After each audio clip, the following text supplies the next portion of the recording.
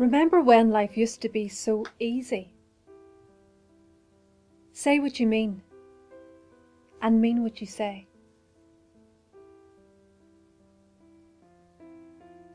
Remember when I used to say, I love you, almost every day. And though those feelings don't ever go away,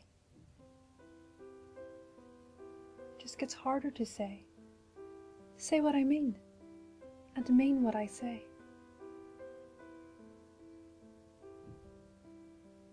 Remember when my words just froze, that sunny day in Bangor Bay. I looked to you with love and fear. I knew what was happening. It was all quite clear. Remember when, before the stroke, before the pain, my life was happy, ordinary and plain. I had all I ever wanted and I never complained. So why did I lose the one thing I love? My voice. My words. My sound. My life. Remember when I grew so sad? In my head I thought I was mad. I could hear everything around me. The birds, the music, the noise, your voice. And all I could do was look at you with thoughts of love, all locked away on life's perpetual rainy day. But then came the music, again in my head. I couldn't escape it. I am not dead. It started lowly and built up slowly. So over the years, I faced my fears, joined a group with others like me, who could not talk, but feel and see. Who knew art could be our release? Painting and drawing, writing and singing. Days of discovery, creative and engaging. And you find freedom on the rockiest road to lift our spirits, give us new hope that anything is possible, if only you believe.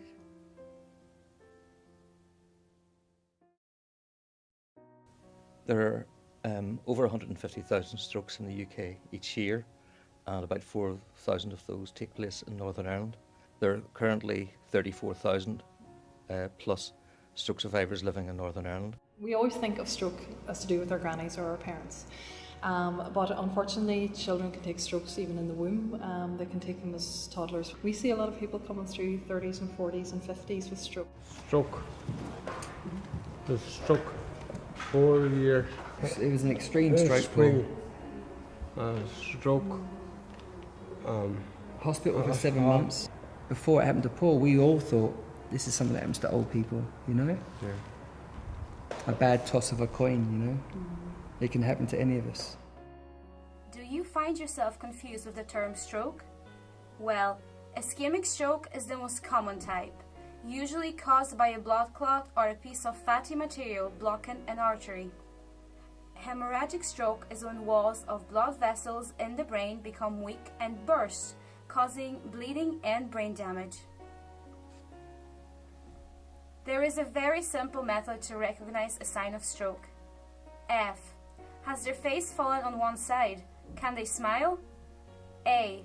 Arms. Can they raise their both arms and keep them there?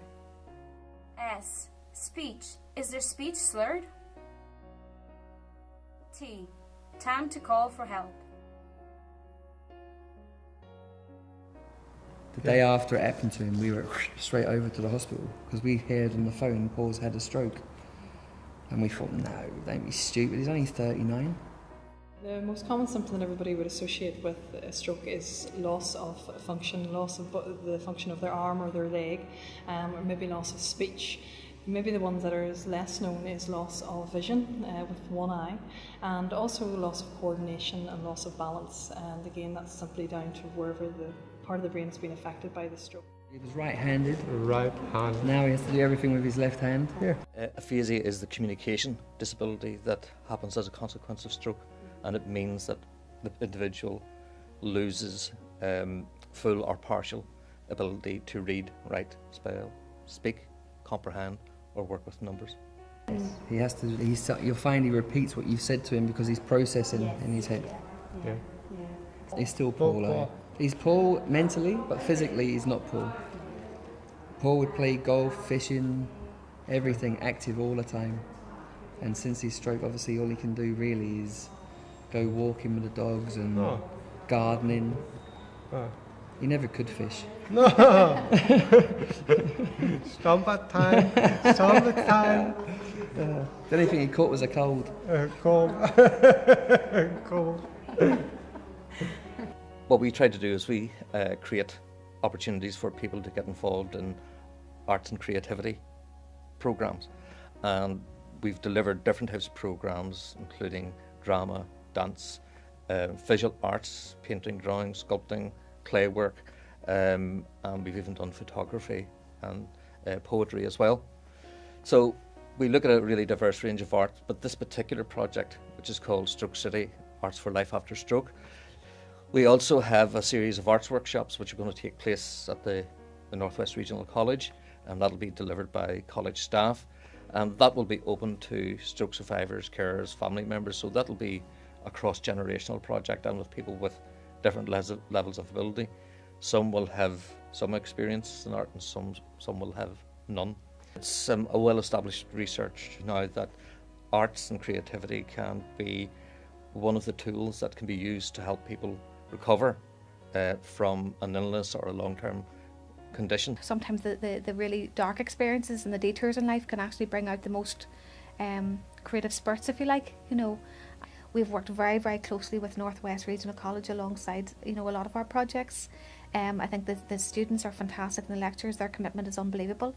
And it's not just exclusively within media, we've worked with textiles, fashion, art and design departments. And I think to have a facility like this and an organisation like this, working with so many other organisations, you know, is really, really important for the future of not just the profile of the city, but the future of the young people and older people that participate in this. One of the most significant things about arts and culture is that it transcends all boundaries and all barriers.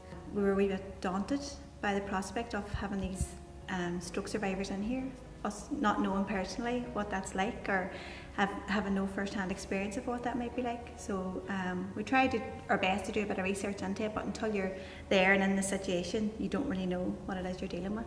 What we plan to do is that, you know, over the course of the weeks, they produce some beautiful, you know, very expressive pages based on their personal stories. We try to focus on the positive sides of things.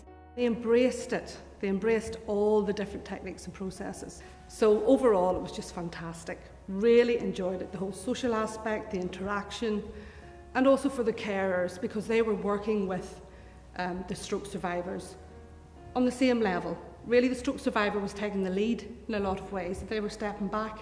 So it was sort of regaining that sense of who they are and their own identity. And that really is translated into each of their pieces. Their own identity is coming through. When I first met Roy Witters, I was immediately welcomed by a kind and welcoming smile.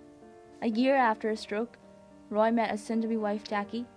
Soon after, he recognised he had a hidden talent in painting and drawing.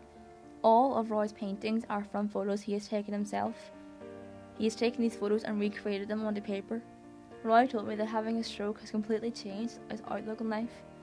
He has now become the adventurous type and regularly goes on camping trips to Kerry with his wife Jackie. I really connected with Roy and Jackie, and I wasn't surprised hearing that Roy was nominated for the Life After Stroke Award. He's a kind and loving person, and is a talented and unique artist.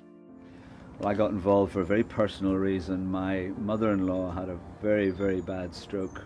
She's been dead some years now, but she survived 8 years with this stroke, and I became involved with the organisations which were the predecessors of the Stroke Association, Action for Dysphasic Adults and Speech Matters, which eventually became the Stroke Association in Northern Ireland. And I just became involved by taking my mother-in-law to various functions, various speech groups and day groups, and became aware of the extraordinary work that these groups were doing. And so when I was then asked to be the patron of, as was then, Speech Matters, I was only too delighted to do that, and I'm delighted still to be associated with the Stroke Association. Young people tend to think that they're invincible, and all of us have went through that phase in life where we think that none of this will ever afflict us. And even as a young man, I discovered my father with a stroke when he was 63, which might sound old to young people, but he's been alive for 20 years since then, permanently disabled since then. And this was probably unavoidable, but for many people it is avoidable. For many people, not taking up smoking will prevent them having a stroke. For many people, perhaps not drinking so heavily and eating all of the fatty foods will avoid them having a stroke. And whenever you see someone with a stroke and with that level of disability, there's a massive incentive not to have a stroke. So I'd encourage people to actually get to know someone who has a stroke, talk to them about the impact that it's had in their lives, and do what they can to avoid ending up in the same circumstances themselves. That's what life's about. It's all short. All but shelf life. Even us. I think young people, myself included, are all guilty of thinking that things like strokes just aren't something that we need to worry about. Then I met a really amazing woman called Ruby Sutherland.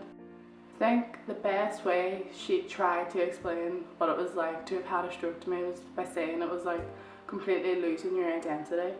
That the person you were before just didn't exist anymore, they were gone, and you had to try and find them again. I think through talking to them that possibly art could maybe fill that missing jigsaw piece for some of them, just fill that piece that they can't find. I think it's time we all started listening a bit more to what they had to say. You live life the best you can without fear. Life's short without fear. For us, the real draw to the Stroke Association project was the creative arts link to health and therapy and helping survivors of stroke. And there are lots of arenas now where our GPs and our hospitals are actually turning to the creative arts to help post-illness and the carers of people who are impacted by ill health. And there's a realisation that arts therapy has become very important in the arsenal of ways of dealing with that. Well, see, over the course of the 5 weeks, how long have we been here now? That's 6 or 7 weeks, is it? 6 weeks. He's got his hand coordination and his ability has got a lot better. Yeah. I think the more he does, the better he's getting. The story behind the panel represents each individual's personal journey through their stroke survival. Colour representing hope, text representing events that are important or occurred within their life, and images which have supported them and encouraged them to continue to survive on this journey.